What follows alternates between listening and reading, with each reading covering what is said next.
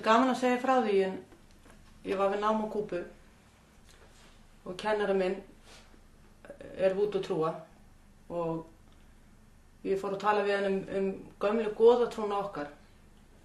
Þá komst við að því að það er svo margt sambærilegt með þessum trúum. Það bara ofsalega lítið sem frábrugðið og þá það aðallega varðandi einni með exi og þá hinn með kylfu eða það eitthvað ofsalega lítið.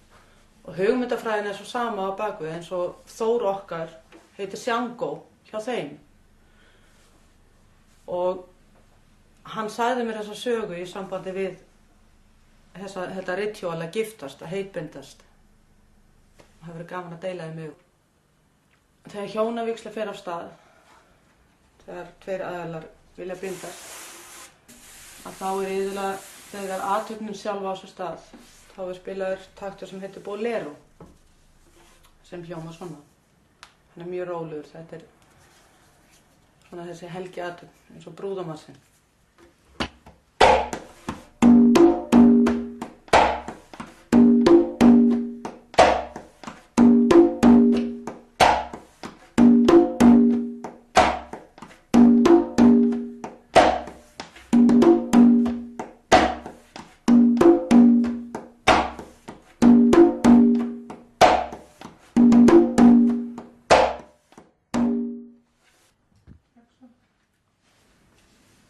Síðan yfir borðhaldinu þá svona færast aðeins fyrir leikinn. Fólk fyrir svona skála og gleðjast. Þá kemur tja-tja-tja sem við þekkjum nú öll. Og hann hljómar svona.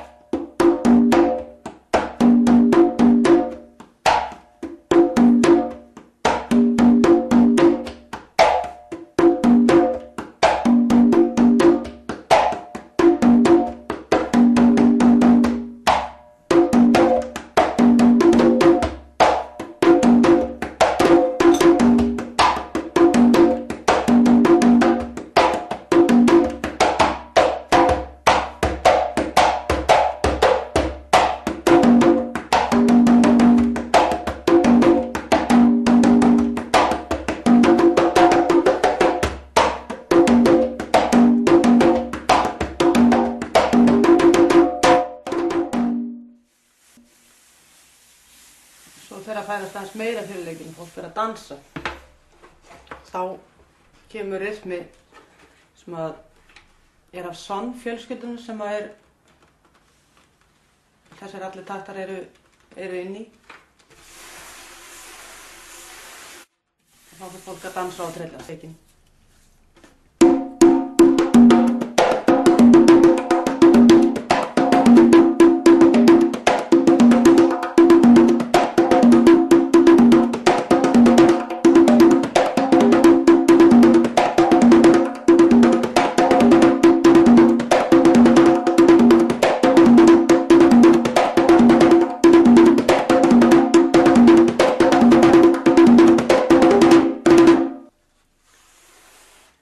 Síðan fer fjörið að ferast í leikinn.